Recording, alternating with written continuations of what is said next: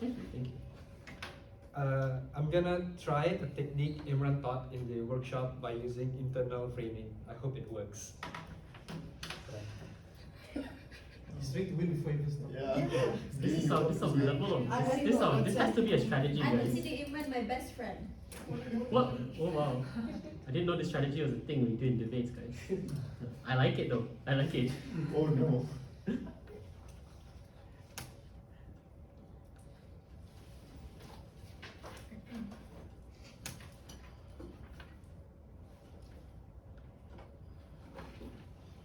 Starting my speech in 3.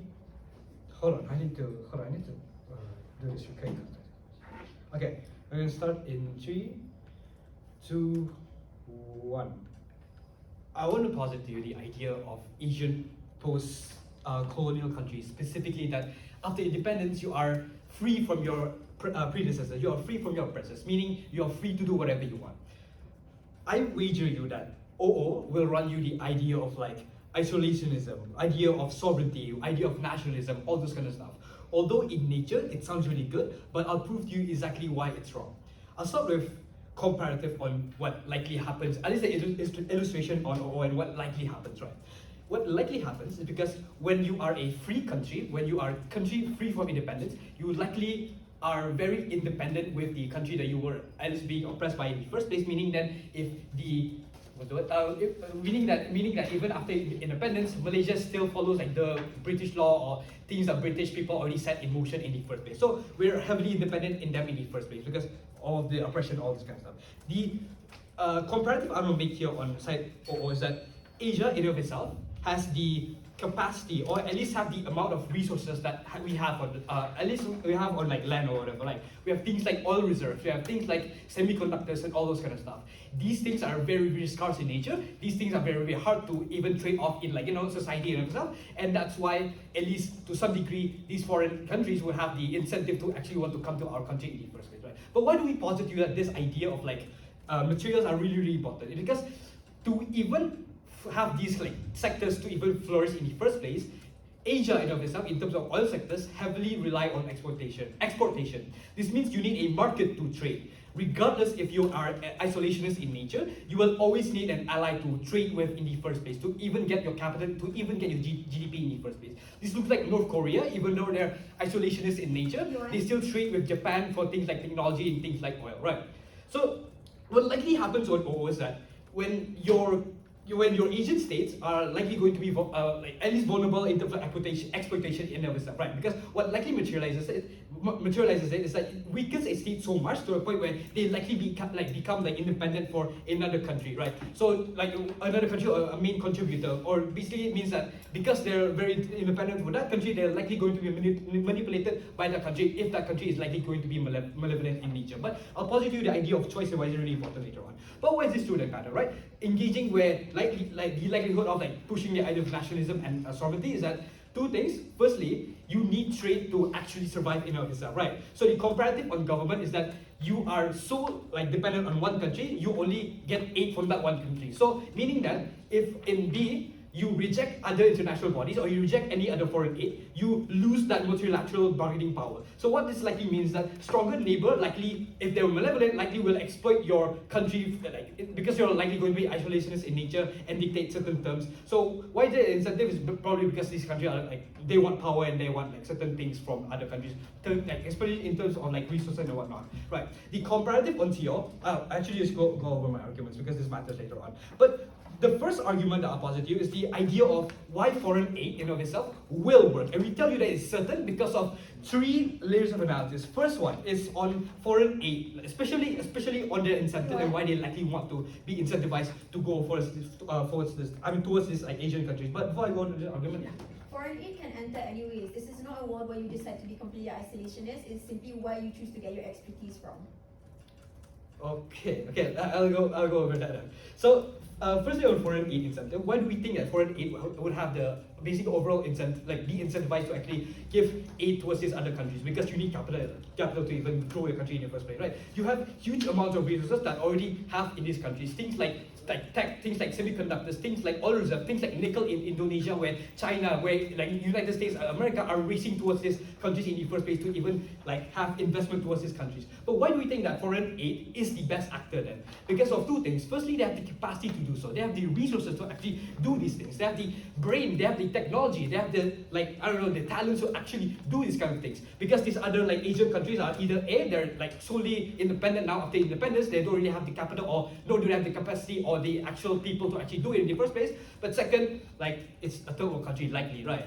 But secondly then, these countries already have experience, meaning that they have experience with things like policy making, they have experience in things like country development, all this kind of stuff. But most importantly, they have experience in how do you negotiate with other countries. So all this basically all of this like net benefit later on will come like basically lead to the point that you are able to have not only tech transfer, not only green technology transfer, but you always have, you also have that form of like knowledge transfer towards these people on the ground in Asian countries, right? But secondly then, at least the second analysis then, why specifically Asian post-colonial countries specifically likely need this form of like aid in the first place, right? Because this is at a point where you already eradicate oppressors. But why is this important? Because they're unsure how to lead a country. You're unsure how to set certain policies. You're unsure how to set certain healthcare policies. Because you're unsure how people likely will react to your new policies. Because you are literally coming out of independence, so you want to likely be ahead of your oppressors, or at least try to be better than your oppressors, right?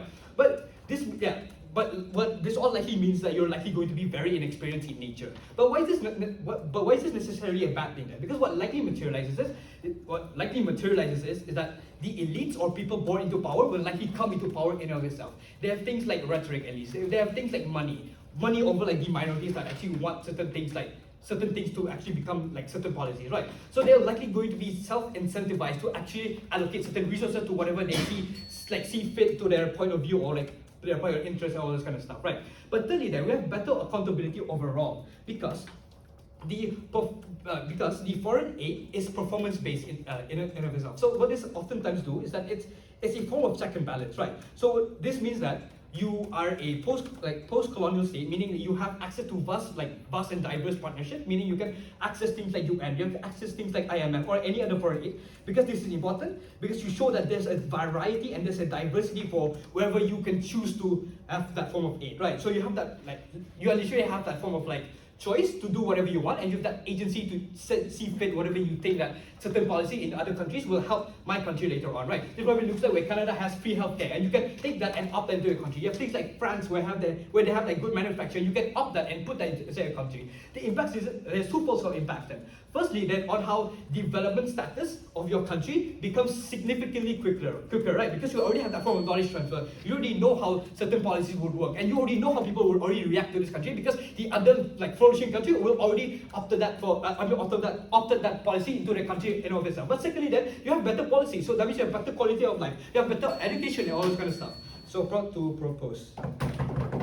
Then the Prime Minister for that fine speech. I invite the Leader of Opposition to begin their case. Here.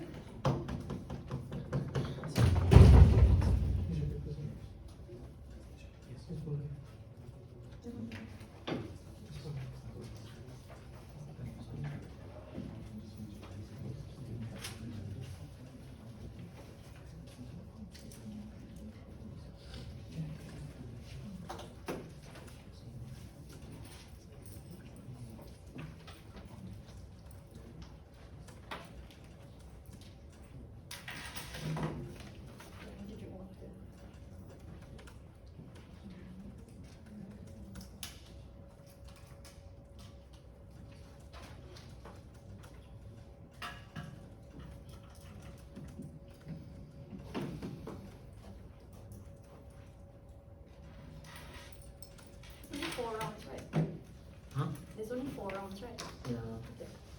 Wanted to have 5, but then realized this console. Oh, okay.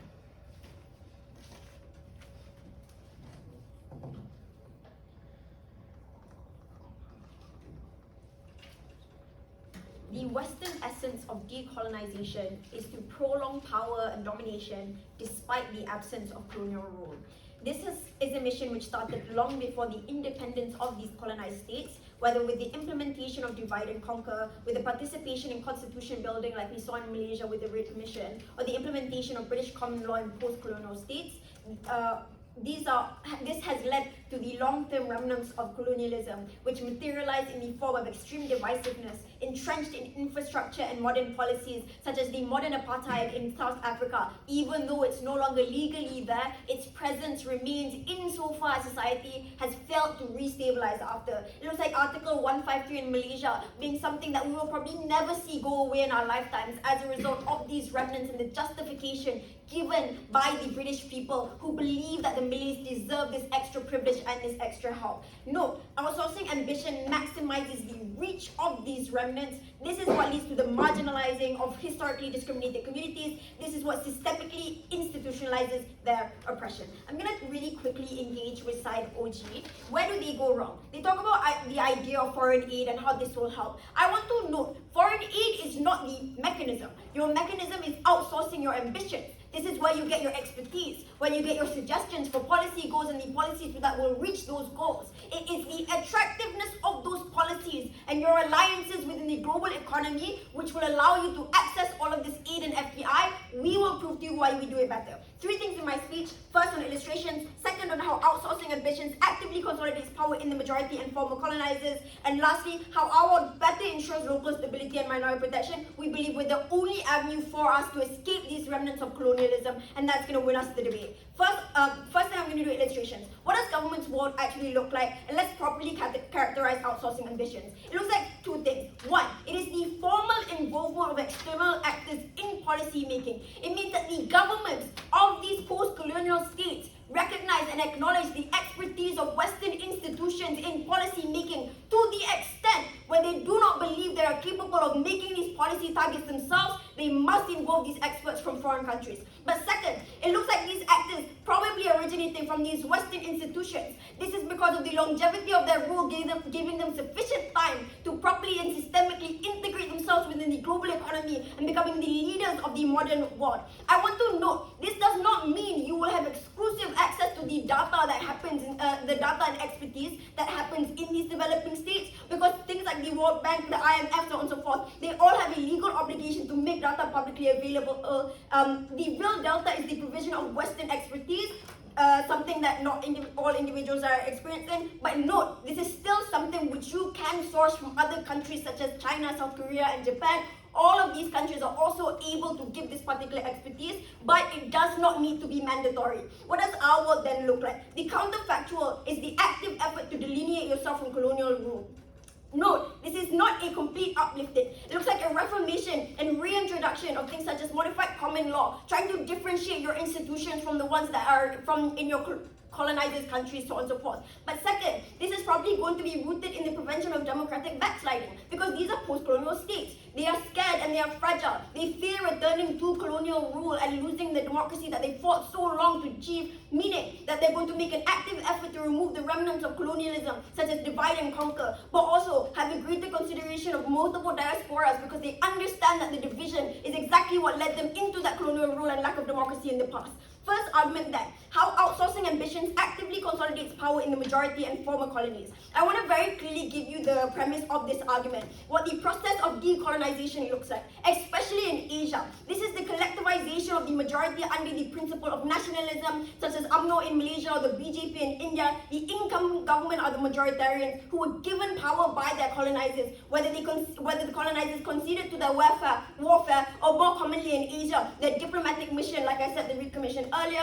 The metrics of this debate is who better incentivizes this majoritarian party to act benevolently in favor of these particular minorities. Why does government not do this? 1, no decolonizer incentive to encourage their own presence within the state, even when they've let go of that colonial rule. Whether it's with the implementation of their laws, whether it's with their trade deals, their provision of expertise, their access to raw materials, which is the literal reason that they colonized in the first place. No, they want to create a strategic dependency from that colonized state onto their state. This is the reason that they will try to do this. Any avenue that you provide with them to do it is an avenue that they will use to secure this mission. Second part of this argument is that majoritarians, I need to burp. Majoritarians wish to consolidate long-term power incentives, and this will lead to concessions. Because there is a perception that outsiders legitimize your ideology, provide you with expertise, and being associated with the civilized West will allow you to expand your power and just seem better than everyone. This is the reason that majoritarians are more likely to pander to the interests of these experts that they bring in from the outside rather than the people on the ground. But third, note that outsiders will only legitimize perspectives which legitimize this. This is in order to continue the longevity of the remnants of colonialism, such as divide and conquer and common law, in order to retain that dependency. But second, to legitimize them as the civil high ground. What does this mean? It means two things. One, that the consolidation of power actively reduces these minority protections, because insofar as you allow an avenue for consolidation of power with anyone that is not this minority, it is the same as extending the power disparity between the minority and the majority, therefore allowing the minority to receive less protection and less voices within that particular political sphere. But second, it is the creation of dependency, because note, they might try to posit that this is just about what the policy target is. It is not. It also looks like bringing in expertise, collaboration. Obviously, if you go up to someone like, hey, how can I reach this target? They're going to be like, why don't you use my workers? But it also looks like investment deals. It's things that keep you tied towards these Western powers. How does this then hurt things such as FDI and aid that government wants to talk about? Note that your market, from the get-go that you are decolonized, will be perceived as saturated and dominated by this particular power. The likelihood of all these other developing nations, such as China, India, so on and so forth, being able to penetrate your market and become good competitors and benevolent allies is incredibly low. Why is our world better? One, there is a loss of a legitimate reason to bypass the opinions of minority leaders insofar as you are not being legitimized and enabled by these particular white people. But second, the motivation to prevent backsliding is retained, but also better weaponized insofar as you know you now must pander to these minorities rather than them in order to win. We win the debate. Thank you. I think the Leader of Opposition has speech. Moving on to the Deputy Prime Minister.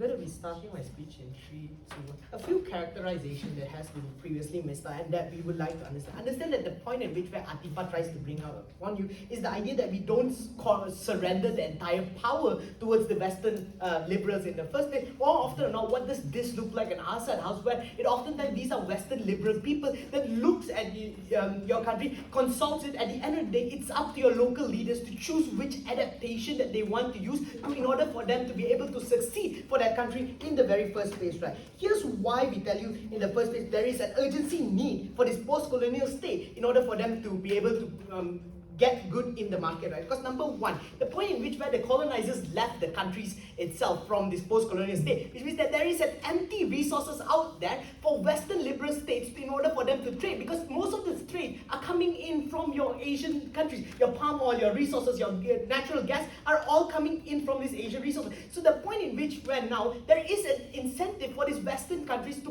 want your country to be able to succeed in the first place, because they want to be able to trade with you within the long run, right? This is why we tell you that number one, the idea that what Atifa tried to push to you about, where they will go ahead and take over your country, or like where they go ahead and instill this form of like rhetoric of this Western liberal, will more likely not happen in the very first place, right? Number two is the idea that because of this intervention, where we are able to get this form of wouldn't say aid, what Fitz framed down, this point of like intervention from this Western liberalization, we are able to then now trade with each and every different countries. That means we're able to pick the good things that comes in from each different countries, right? The point in which where if we want better democracy system, we take it from the Brits because they have a good democracy. Where we think that we want the free healthcare or like better healthcare, we take it from Canada. We implement it into our very own country. These are things that we think is more likely to happen. Why is this an urgent need to do this in the very first place, right? Because number one, the point in which where you lose out towards this very race is the point in which where the Western states will now trade with your other reliable allies or your other neighboring countries. What this means is that you point in time where you already become a developing nation, you lose out towards this trade because number one, you don't get that form of loyalty that is going to be getting from these people. You don't build that loyalty, and you already it takes a very long time for you to be able to do this. Understand the motion itself tells you that this is a post-colonial state, which means that they still have to prove to us how does democracy going to work in their country with the amount of lack of expertise for this form of people to lead that form of nation in the long run. How are you going to ensure that how are you going to ensure that these countries would then not fail in the first place? Right? Because it's a post-colonial state, we have seen statistically speaking that a lot of these countries then fail in the long run. Right? Why do you think that Western powers would want you to succeed in the long run? Number one, their trade depends on your very own country because they don't have trades like palm oil or stuff like this, where it is easier for them to trade. When your government itself is already very stable, the point in which this is the point in which where Western powers want you to succeed in the first place, because if you have an unstable government, it makes it harder for them to trade, which means your currency rates that fluctuate, it makes it expensive for them to trade. In the first place, that's when you have post-internal conflict wars that's going to be happening, harder for you to trade in the first place. Examples like this are when Japan accepted aid from the US and somehow they've been successful. Lastly, in the idea on what Atifa tried to talk to you about is the idea of national pride, where people then themselves wouldn't want post-colonial interference in their country, right? I'll deal with this, right? It's very simple, right? The point in which is that this is a post-colonial state. People on the ground are already suffering. They need that form of infrastructure for them to be able to build. We think that national pride isn't a reason for them to not accepting foreign help. More often than not, we think that they wanting to get out of that poverty itself would allow them to accept this foreign help that is already coming in. Yeah, but before that. Post-colonial governments can still request and receive aid whenever they want. You are formally making it part of the system, a mandatory part of every process. Why is that in particular justified? That is exactly it, right? The point in which where your government itself is very unstable is the point in which where Western countries would not come and enter into your country and would not want to trade with you or want to financially help your country because there is no return in that form of investment. The point in which where you already have a lot of different countries that already are trying to help you to succeed is the point where it's easier for you to get that foreign direct investment in order for you to be able to succeed, right? Last, and the argument is this, right? We tell you that countries like this, we don't have time and years of decades to be experimenting towards things like this, right? Because we tell you that the urgency here is that, look, infrastructure has been ruined because of the war. They need to rebuild it. They need to get better healthcare. People on the ground are already starving, right? They need this form of urgency, and the only way for them is to learn from states like in the Western powers, where they are able to see this form of state and improve into what sector that they think could have been gone into it. What is the outcome of this, right? Number one is you get that faster modernization for your very own country. That means you don't lose out to trade, and it's easier for you to access the global market that is going to be there. Because the point in which where you lose out the trade is we then see countries like Myanmar or Vietnam or India where they capitalize on your loss and then get that form of loyalty with the US and then mass produce certain stuff, and where they win out in that trade war between them, and they get that form of profit when you as a country lose out to the first place, right?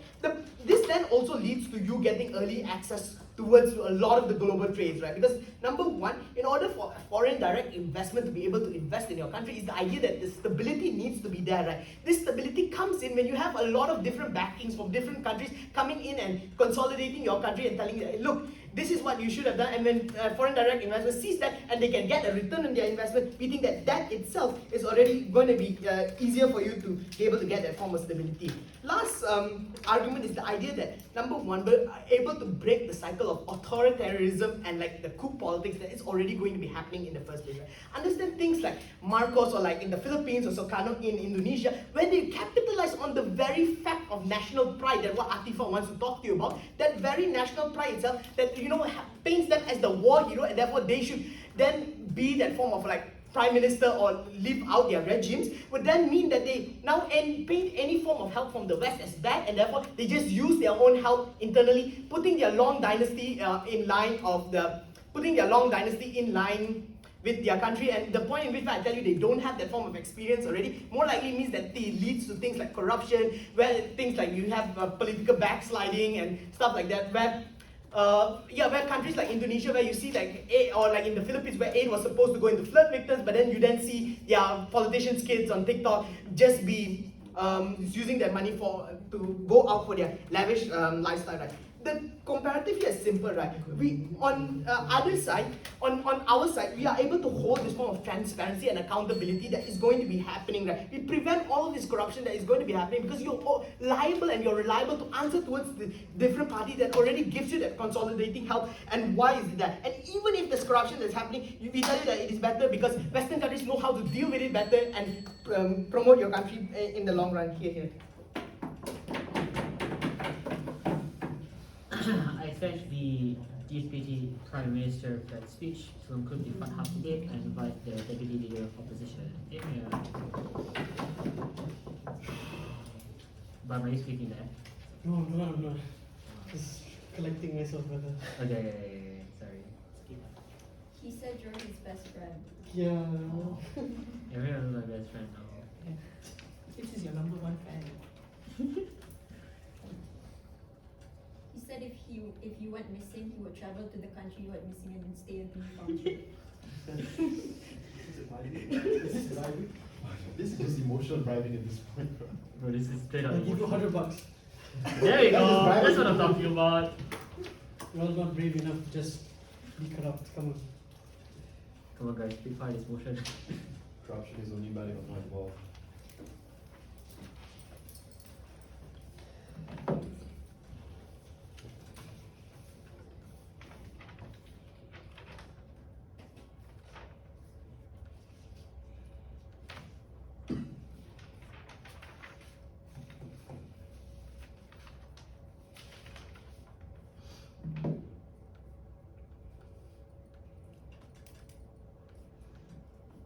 It wasn't bad enough that these Asian countries had gotten colonized the first time, opening opposition and closing opposition, onto it a second time. And they're okay with trading off the knowledge and intelligence of the people that already exist within these countries. Because frankly speaking, the outsourcing is only happening because of the laziness of the government to implement and fund new ideas and new individuals within their own countries, which is what we think is actually quite important and quite relevant. The reason for this is probably going to be extended upon later, but I first want to deal with opening opposition as to why this is, like, their case is insufficient and harmful. Number one, they tell you that when you're free, Malaysia still follows British laws and they are still dependent. The very problem with this is that you do not build your own independence. The very basis of your country, the laws, as well as the ways in which the structures are formed, are based around a remnant of a colonial era. What this means is that you can never really create your own ideals. You'll be stuck with things like Article 153 in the Malaysian Constitution, constantly subjugating minorities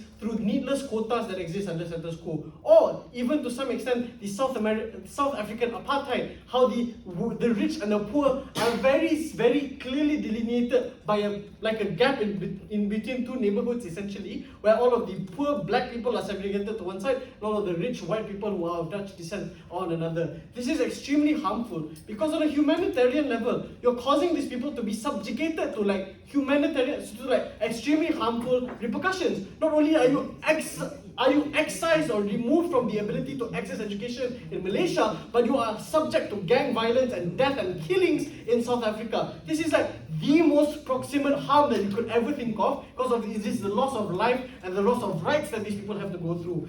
Independent of this, opening opposition does not stand because they are still bound by British laws and they will still have Article 153 exist until the end of time. Asian countries, comparatively, when they stand for themselves, are going to be able to be more palatable or at least more attractive to these other countries. And I'll get to that, and I'll get to that in my third argument. Three arguments then. Number one, how this stunts local development. Number two, how the people themselves can probably uplift themselves or create their own independence, or whether it's likely to be good. Number three, why the West will still trade with you, and this is engaging with their best case scenario as to why exactly that trade is better under their side for some arbitrary reason. Beyond just saying that you are getting help from others, you can still get help. This is not symmetrical under our side. For the first argument, how this stunts local development. Number one, this is likely to cause brain drain. Because you are not independently using your own people, that means that you are outsourcing the expertise, you're outsourcing the people and the resources as well as the technologies from these other countries. What this means is that the bright minds within your own country, be it like the African countries, be it Malaysia, be it Philippines, whatever it may be, are forced to take a to take a sideline towards all of the white superiority that you're trying to invite into your country with promises of trade, when there is probably something that you're trading off the development of your country in the first place. Number two, there is a prioritization of external advice. For example, Malaysia has tried to commercialize Porodo and Proton for years, but it is still horrible and has achieved close to no success beyond maybe Brunei and freaking Singapore, which is like very, very small, minute examples, which is of why Malaysia hasn't been successful in this. The reason is because Malaysian engineers are often put to the side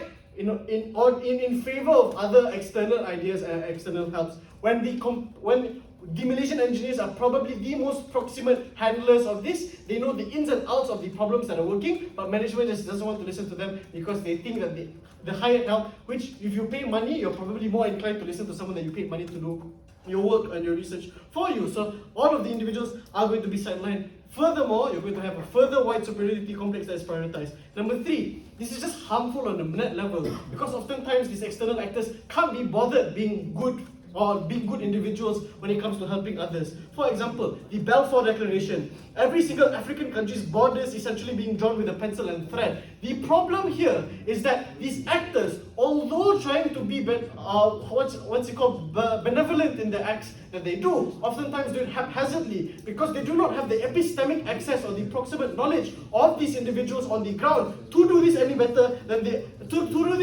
period. The worst part of this is, Chair, that the Asian countries would not bat an eye because they are subjugated to this white superiority complex. Number one, it is skills upskilling. The ability for the average individual to lift themselves out of poverty or out of any form of deficit of education that they have is limited because of the fact that they're constantly sidelined. Number two, there's a victim complex that is perpetuated because of the fact that you're consistently asking for help. You never try to uplift yourself individually or independently as a country. Number three, you're likely to silence the very bright minds that exist within your country, probably causing them to their dreams die, etc. So the thesis of this is that local development is stunted, and you don't allow Malaysia or any other Asian country to uplift themselves out of the pit hole that they're in. Number two, the people themselves know best. Opposition might argue that this is what led to Article 153 because of majoritarian issues. But the problem with this is that number one, there is personalized research and development. The ability for these people to recognize when there is something harmful that is happening happens far better the moment in which an external advice that you're probably obligated to listen to doesn't happen. Number two, there is a cyclical economy. Before that, any BOIs? Number two, there is a cyclical economy. Things are able to be cheaper when they are locally produced and when they are locally research and development is local because you do not have to pay large exorbitant amounts of money to these outside countries to be able to get this R&D. Also, because of the fact that it's more localized, you involve more people who are on the ground. They will probably have been jobless and have no access to the economy before this. Basically, cyclical economy means that you're able to be more independent as a country. And I'll get into why this is palatable or at least attractive to these countries later. But the impact of this is number one, trial and error. This is the best learning medium for any country to be able to uplift themselves out of any hole that they were in previously. Because of the fact that you are directly involved in every inch of the process from the start to the end, you're likely to be more proactive and more understanding of the faults that exist. Argument number three, why the West will still trade with you, and honestly speaking, it's not that deep. You are just outsourcing policy. It's not like you are serving or praying to these people, suddenly they're going to want to listen to you. Number one, the foundations of law are similar. Atifa exclusively frames to you why exactly we are adding or taking away laws that are to be able to better this legal system within this country. Probably foundations of law are similar, therefore the transactions that you have are easier to be able to be made. Number two, you're independent, you can leverage comparative advantage regardless. The ability for you to be independent typically attracts investors seeking young markets, probably why they're going to want to invest in you anyways. And number three, the market is emptier. If you ask for help, they will propose for you to use their people and their tech. If you don't do this, at least you're more independent, you are more self-sufficient, which is what investors look for, i.e. stability when they're investing in countries anyways. I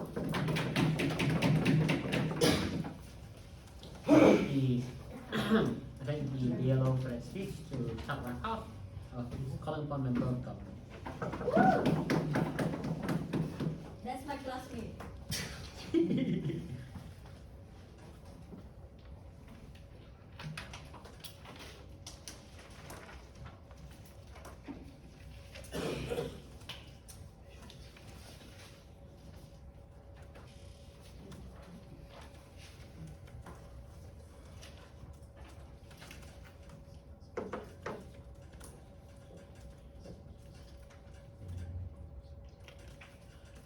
let's be realistic and set it into reality. These are nations who just received independence. They just freshly received their autonomy. And the future that they're talking about is uncertain. What needs to be focused is the current need of the state at the moment they receive independence. None of the sides actually told you what are the needs or what exactly the interests of these post-colonial states as soon as they reach independence. Nobody give a clear image of that, and we will give that. Now, few points in like reframing, right? Number one is that what are the current needs of these post-colonial states? Number one, because it most likely be they want to have a peaceful country, which therefore they want to have some good reputation with the country around them, with the people around them, and the major powers around them. They don't want to go into another war or another conflict. Most likely they want to do anything to gain good reputation. Therefore, I think this specifically harms them when they purposely want to remove themselves from the West, who at that moment was the most powerful entity in the whole global world, right? I think when you try to remove that, you remove access towards like a lot of this market and trade, and this itself, and even reputation itself. Meaning that you as a post-colonial state, you lock yourself out of receiving many benefits and become outcasts in the society. But I think secondarily, right, more importantly, you want economic activity too, because you want your people to live a ravishing and future lives. And for that to happen, you need schools, you need proper infrastructure or bureaucracy to manage it. And the prerequisite for infrastructure is expertise. Their side don't tell us how exactly or where exactly do we get this expertise. Consider the fact that, or even OG already mentioned the fact that most people who, when receiving different from outsiders, who have achieved progress before this, already have this expertise. That therefore it is more likely that the infrastructure under our world will be done better. The marginal difference, right, even if you don't get the advice from it, is that there's a potential for the infrastructure under their world to fail in the future. And the harms then will also be far more harmful under their world, which I will explain in my arguments. But I think second point on framing, right, is what does like this deference even look like? Because although OG like generally talk about like foreign aid, I don't think that's basically it. And all try to mischaracterize it by saying that when you take advice from foreign actors, you should give them more powerful, which is also their fault, because their case only activates when you only get deference from the advice from only Western actors. But now the motion doesn't specify, and here is where we expand it. Because you yourself, I think it's logical, right, for you to gain advice from the Western actors because they're powerful. But in the same breath, you can also gain advice from the Japanese who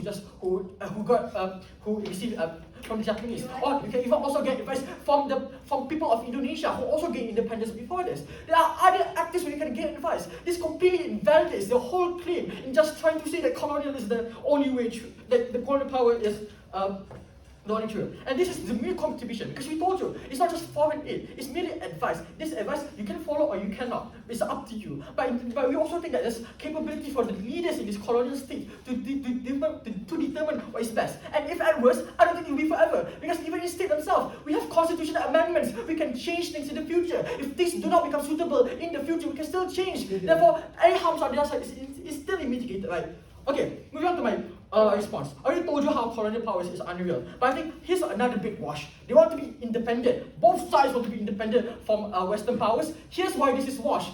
Even in current status quo, you can never be free from Western powers, because you have things like the UN, the WHO, who are built, institutions who are built by Western powers. These people control the world, and you can gain a lot of benefits by aligning with them. By locking them, you are like under the outside. You want to lock out from the UN, from who? You yourself are making yourself isolate. You don't receive proper advice when it comes to healthcare from the WHO. You don't receive aid from the UN when you need it to. That's something that go on the other side. That's far more harmful. And why is this actually far more harmful? I explained in my speech, which is why is there a need for infrastructure at the current moment, and how without it, your country will be failing. I already told you, right, that infrastructure is the foundation and backbone of things. However, expanding on this, is that if infrastructure and their world are not built from expertise, they are bound to fail. What happened when they fail? What happened when banks fail or education system fail? you are more likely will want to receive help from these Western powers. We acknowledge Western powers are not completely benevolent. They also have evil interests. However, it's far more easier and vulnerable on their side when you come to this Western power in the most broken state. And it's far the comparison on the our side is even if we have to go to Western institutions to call for help and aid. At the very least, we have solid institutions that doesn't crumble easily. We can stand our ground better. This defense is far away everything on the other side because in every day, Western powers still rule. If on the other side you plunge the country into an eternal mess and you make yourself more vulnerable to attacks, that's far more harmful. But I think there's a clear dialogue, right? If independence from Western power is kind of washed, what determines the winning metric of this debate? Here's another contribution coming from CG, which is a horizontal. Is the fact that culture will prevail in this institution, in this post-colonial state, and how it can prevail far more better. Why is this true? It's because this advice doesn't control everything. It only controls. It only determines the infrastructure, the inner workings. It doesn't control how people think. They are trying to claim you get like white supremacy and stuff. However, they didn't make the logical link of why is it when you allow advice to build our infrastructure, why is it change the perception? And here's why this is false. Because number one, religion is massive in ASEAN. A lot of people value religion. But number two, you also care about culture. This is why even we're getting help from Western powers, we don't glorify them. We don't want to accept everything that they believe. That's even in Malaysia itself. But I think number three, I already mentioned we have a constitutional amendment. Any changes can be made whenever if this Western system doesn't fit the need of people. It's also help when I don't talk about minorities, right? Because minorities under our world also have a better chance of improving. It's because not only you have this constitutional amendment can change, I think because you can also gain advice from at the very least Western powers who are a bit progressive, that harms minorities. They will tell you that harming minorities is wrong. Here is a clear image. There already an existing quasi-example, which is Malaysia. We gain advice from the UK to gain independence. We gain our parliament, like Westminster system, is based on the Western advice, Western expertise. We already have a general proof of how things go better, and therefore, CG. Thank you, Prof. Member. Moving on to Op Member.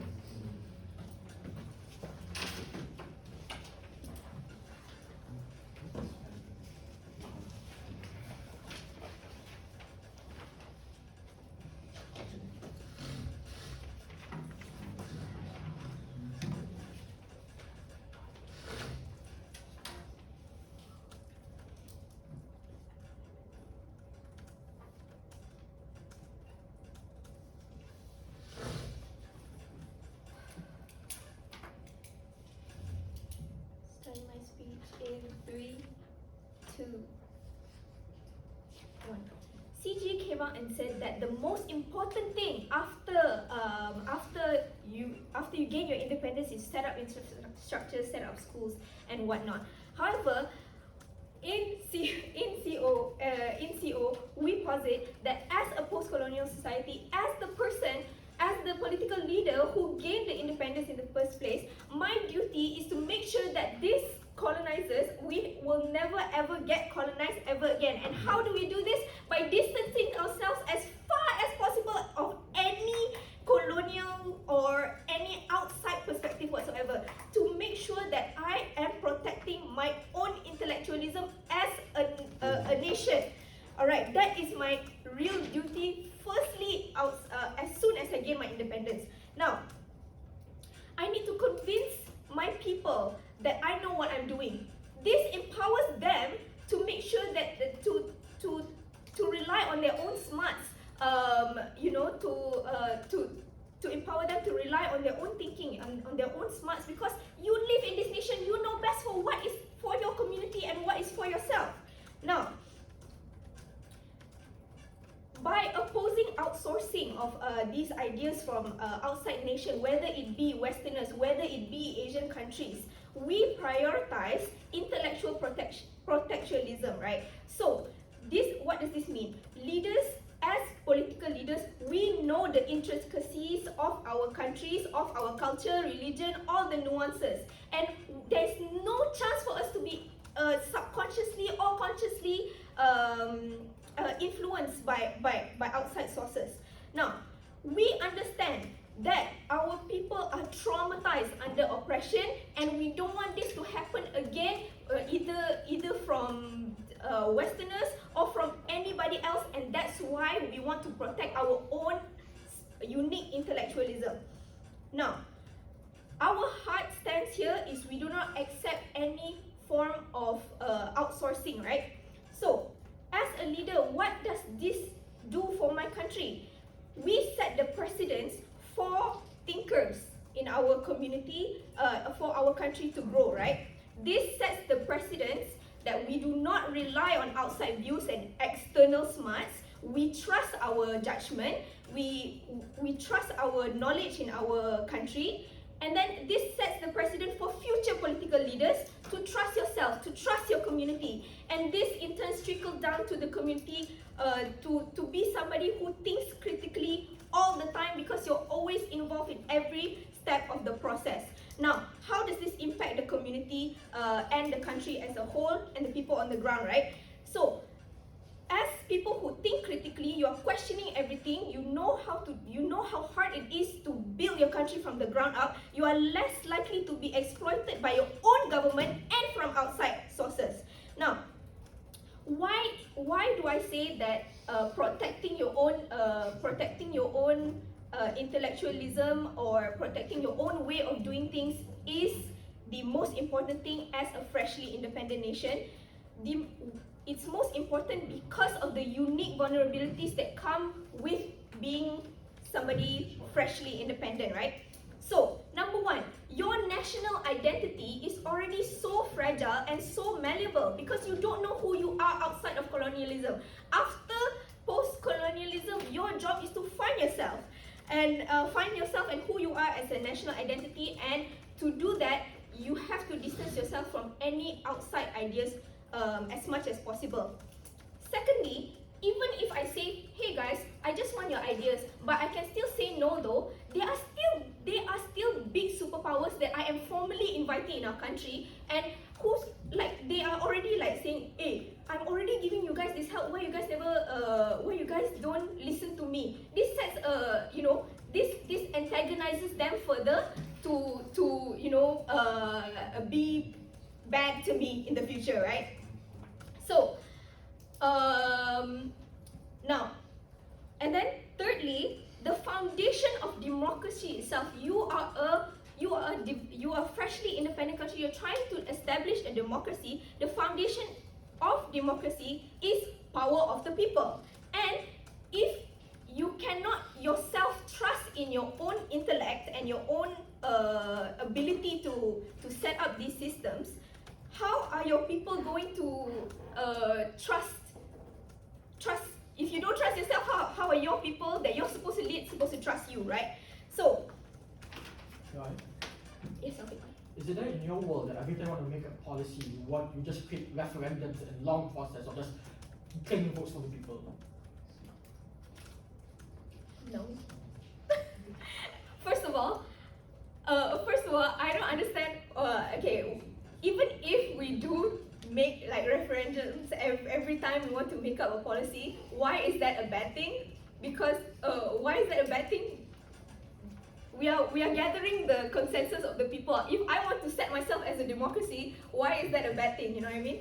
And secondly, even if I decide I don't want to take everybody's point of view, I can still be within my own nation. Each nation has their specific areas of leaders, and so yeah.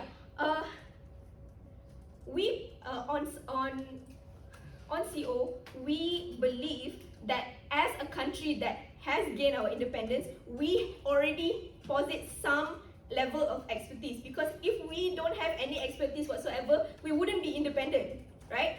So with that, I rest my case. Thank you. Thanks to the member of opposition. Moving on to the government witness.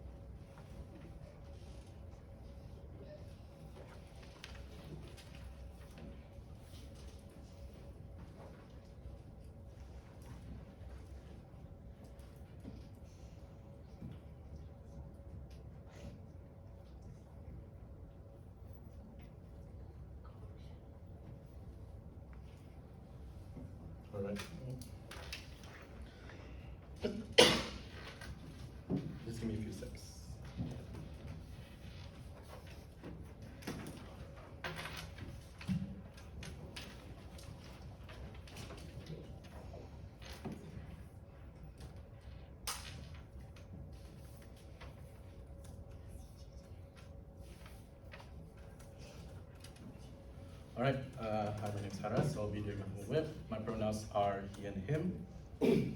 I'll be starting my speech. Sorry.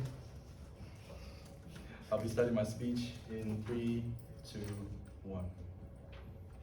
Ops world will only work if every single advice that they get from colonized states are being taken accountable and being taken into consideration. Note the fact my Ilyas have clearly explained to you, and the whole government bench have explained to you that there are check and balances. There are people on the ground in these states are going to reject some of these policies or some of enactment that goes against the federal constitution, for instance, in Malaysia, or goes against values that Asian countries strive for. Therefore, Ops' whole case on the fact that isolation will happen, the idea of control, of empowerment, bargaining power, so on and so forth, will not happen. Because note the fact that we still have check and balances on the side of opposition. I'll prove later on why is this so significant. Few things in my speech. One, I'll provide to you two issues and clashes that, number one, which is which side creates the development of the nation, and second of all, which side tackles the independent and actually the likelihood of independent for these Asian nations to fight against their colonized nations in the first place. But before that, let's tackle opening bench. Because opening bench, whole case coming from OG and also OO is the fact that where Western nations or like these Western,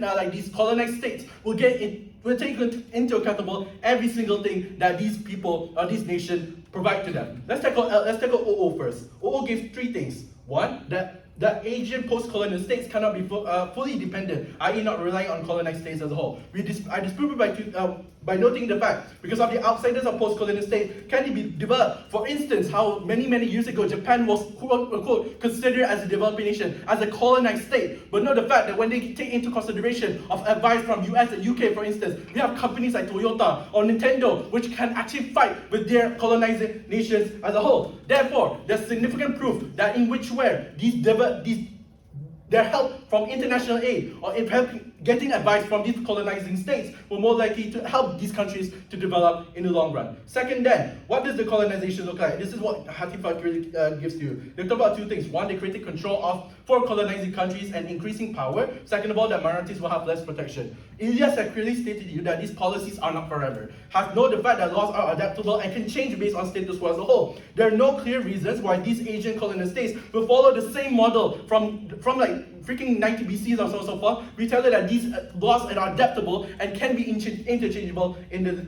near future. Third then, coming from DLO, where they clearly talk to you about stunts local development, brain draining will happen, prioritization, and advice, colonized states and Asian states as a whole. Note the fact, I'm still very confused on why this is mutually exclusive. The harms in this are mutually exclusive on our house. Your side is even the same thing. The fact that these Western nations or these colonizing nations will predominantly be already dominant in the market either way. So I don't see the reason why only on our side will get the harm. We tell you on your side how it creates even much more harmful thing, because note the fact that local talents are still not sufficient enough to fight against the colonizing nations in the long run. Therefore, for instance, how Asian countries will still be dependent on these white nations as a whole. For instance, how these countries, for instance, like USA or Malaysia, when they want to produce semiconductors, in production of microchips or so on and so forth, we tell you they're still going to be dependent on these westernized nations as a whole. Therefore, third then, let's go to CO very quick on how their case flops in the long run. Two things. A, they talk about how distancing oneself from colonizing state. I disprove it by two things.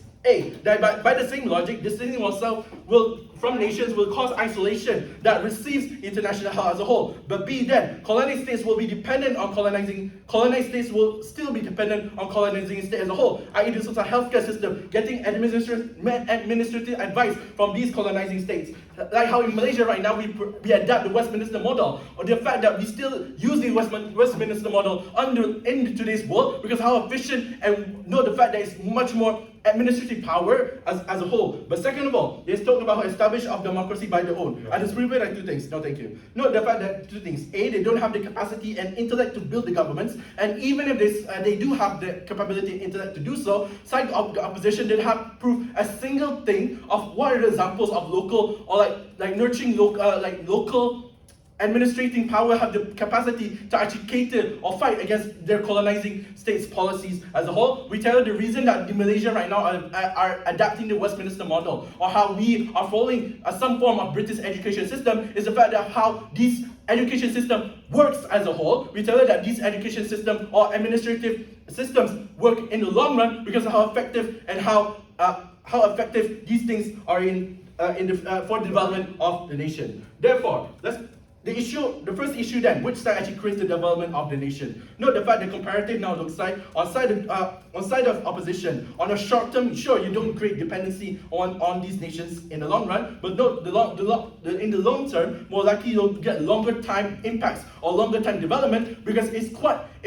very hard for these local to actually fight and actually create a good ministerial model to actually fight and actually create development. And as a whole, we tell the international or like getting advice from these colonizing states will more likely to happen on our side of the house. Comparison outside government, the short term, yeah, they are following their colonized model as a whole, but the reason why it's justified because these colonized model will improve development, and we'll speak later on why this actually happened. But before that, yeah, sure.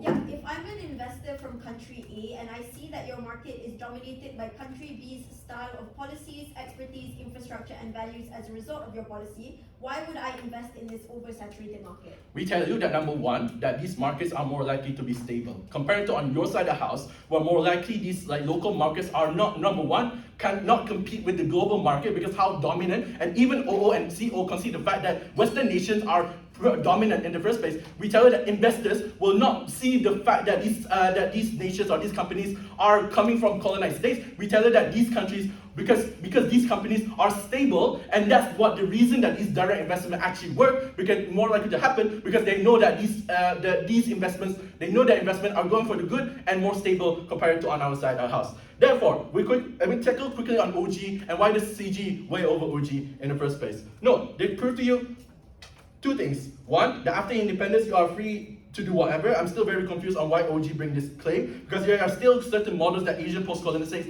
are followed. For instance, how Malaysia, we're still adapting the Westminster model adapted from Malaysia, from British as a whole. Second then, let's talk about why foreign aid will work. Capital grow as a country, capacity resources for development, and knowledge transfer as a whole. But note the fact that Ilyas has clearly explained to you why foreign aid will be deposited despite being independent, because Western nations are inherently dominant in the market, healthcare, economical status as a whole. Therefore, third then, the isolation is much more harmful. This is only extension coming from Ilyas, because note the fact that more likely big nations or big organizations like WHO, UN, IMF will more likely not to invest in these types of nations because you're isolating from getting aid and getting help from these colonizing states. And with all those reasons, CG.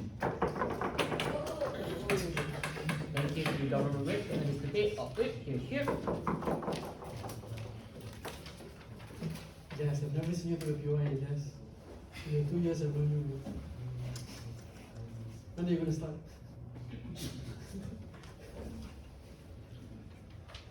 Sorry, can I just run to the toilet? Go ahead, go ahead. Yeah, thank you. Come on. So what do you do? Okay, listen, sir. I'm gonna freestyle this shit, bro. Yeah, It's over for me. same shady. Sleep in shady.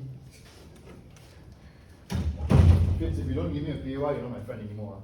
Please, son. Okay, I will guarantee you engagement from. You heard that out on camera.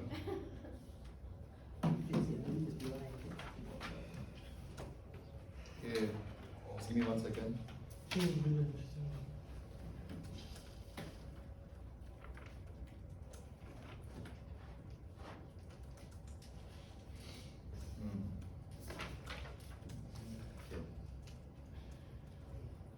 Alright. Before I start, I'm subscribed, Imran, and also I'll pay you 1,000, okay? More than 100, okay? I'll do two. 100,000. Take it or leave it. Oh my god. Okay. That's more than my cap salary, man. Meet me outside. Okay. 3, 2, 1. Chair, this debate has been extremely messy, so let's just clean it up. And before I clean it up, let's take out CG, right? Quick 6 rebuttals, right? Which is that, firstly, on the terms of check and balances that they brought out. They thought that basically we kill all that stuff with that. You know what, I'll take out CG later. Let's do openings first. Opening houses first. Let's go to OG. What has OG told us? They tried to take down opposition from the get-go with a bunch of dumps of ideas, and then they also talked about how they are friends with Imran. So here's the thing, before I take it down, let's go into some few facts here. Post-colonial states look like this, right? Where they only exist and are allowed to exist once they are left with a certain amount of support structure, right? Once they have left with a certain amount of resources to sustain themselves. They consist of smart individuals who actually have nationalist interests towards their own country and are likely, understanding the quality of their own life and subsistence, right? Where you are likely, there's also a really high likeliness where you are very, very nationalistic. So this whole waste of time that came up from both opening houses talking about which side is more nationalist really doesn't make sense, because there is not really a large impact on ideological adoption, more towards the impact on stance adoption. So firstly then, now I've got the facts out of the way. They talked about why foreign aid is better on their side. I think this is an imperfect characterization of the debate, where they are not, keep in mind, these post-colonial states, post-colonial states, I'll just call them PCS. These PCS likely are not left in the dust and rubble, where they actually are given a head start to begin with. This looks like where, for example, Commonwealth countries are, they are able to demand resources, demand help from countries and these countries and whatnot that colonize them. It's not necessarily the point where it's like something exclusive, you know what I mean? The point in which both government benches think that it is isolationist to not succumb to their own mechanism doesn't make sense. The dependency does not make sense to be a harm. It's not a harm at all that exists in this debate. Policies want to be influenced by external forces for the long-term game, right? And we've outweighed OG on two things. One, time urgency, and secondly, magnitude. In terms of time urgency, we push for both long-term and short-term. Why do we say this? Because in the short term, you need to realize that these post-colonial states actually need help, right? So they actually need to help themselves. They cannot rely on too much on the outside, external forces. Why do we say this? I'll bring this out later on when I show you what CEO has talked about. Magnitude then shows how we are less likely to affect ourselves in the long run, right? And this relates to the long term. We are less likely to affect ourselves in the long run because we're not falling for neo-imperialistic ideologies where these countries are able to influence us monetarily or politically down the line. So then let's go into what both opening houses have done. Two deadlocks exist in both opening houses, right? Firstly, let's just talk about very quickly what they both said. OG was fighting about urgency and how they need a stable government and want to create stable, relations and whatnot. OO was talking about how they want to delineate from the colonizers and they want to focus on the policies that help minorities.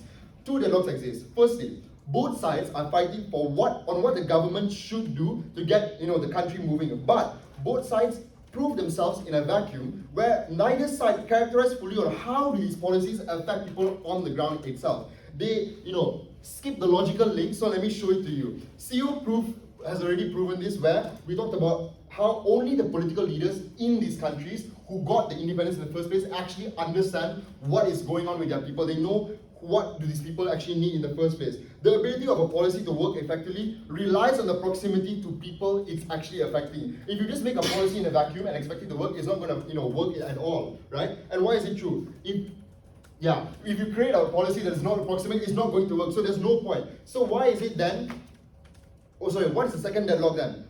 Neither side proves how any of their substantives actually co-sign with the incentives of a post-colonial state. So this relates to what CEO has pushed you, which is that we push the idea of intellectual protectionism, where the premise of this is simple. Once again, only the domestic leaders actually understand the specific needs of each individual. Two impacts to delineate on here. Firstly, the important precedents for future political leaders and the country itself. And secondly, how avoiding over-reliance on intelligence and exploitation is likely to occur for us.